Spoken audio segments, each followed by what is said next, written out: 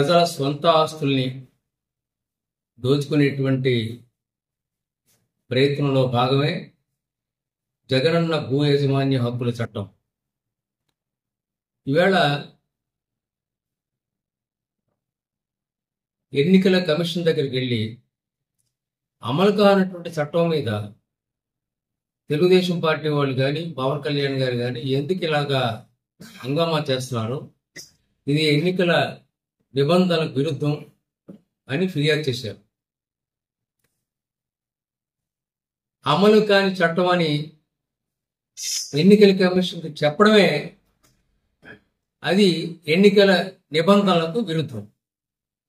ఎందుచేతంటే అక్కడికి వెళ్ళినప్పుడు నిజాలు చెప్పాలి. నిజాలు చెప్పకుండా అసలు ఇది అమలులో లేదు అని అబద్ధం చెప్పడం అనేటువంటిది చాలా అక్రమమైనటువంటి వాదన. దీన్ని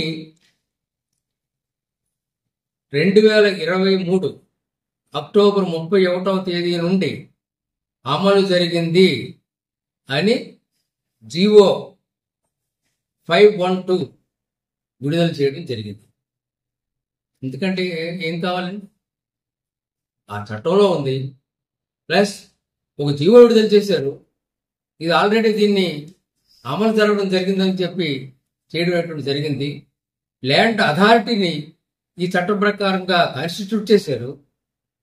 కోర్టులు, సివిల్ కోర్టులన్నీ కూడా ఈ చట్టాన్ని అనుసరించి సివిల్ కేసులన్నింటినీ కూడా టేకప్ చేయడం మానేశారు. కొత్తగా రికార్డులోకి తీసుకోవడం మానేశారు. పాత కేసులన్నింటినీ కూడా వారు విచారణ చేయడం ఆపేశారు. అడ్వకేట్లు అందరూ కూడా రాష్ట్ర వ్యాప్తంగా ఉన్నటువంటి అడ్వకేట్లన్నీ కూడా రోడ్డు మీద పడి ఒక నెల రోజులు సుమారుగా ధర్నా చేశారు. మొన్నటి వరకు కూడా ఎలక్షన్ నోటిఫికేషన్ వచ్చే వరకు కూడా ధర్నా చేశారు.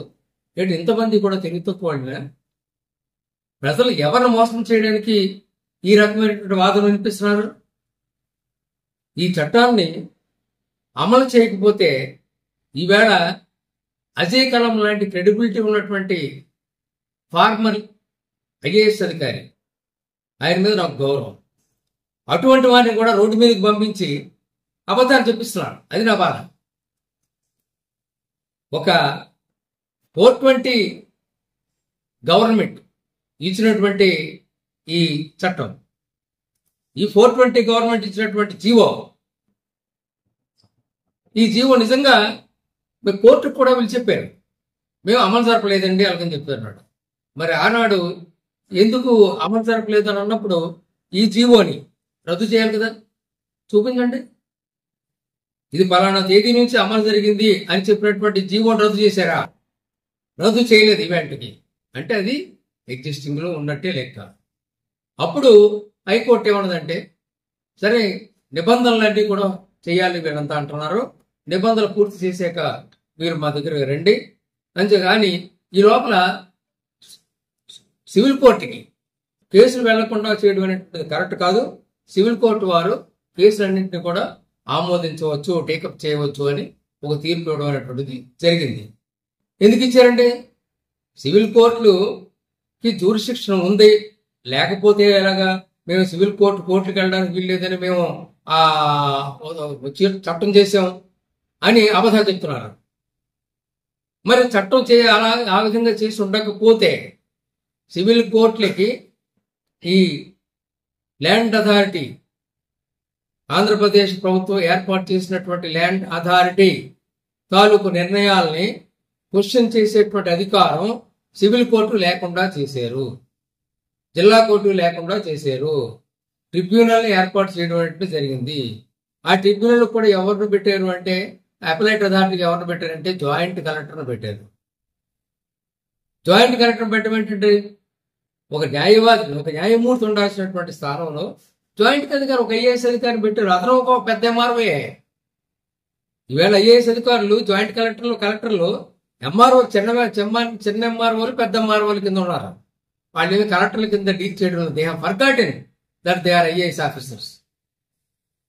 వాళ్ళు కూడా ఎంఆర్ఓ స్థాయి కింద. ఇంకా కొంతమంది ఎంఆర్ఓ నయం కాస్త ఇండిపెండెంట్ గా చట్టం తెలిసి మనం ఎందుకు తప్పు చేయడం ఇష్టం లేని వాళ్ళు కొంచెం పక్కకు తప్పుకుంటున్నారు.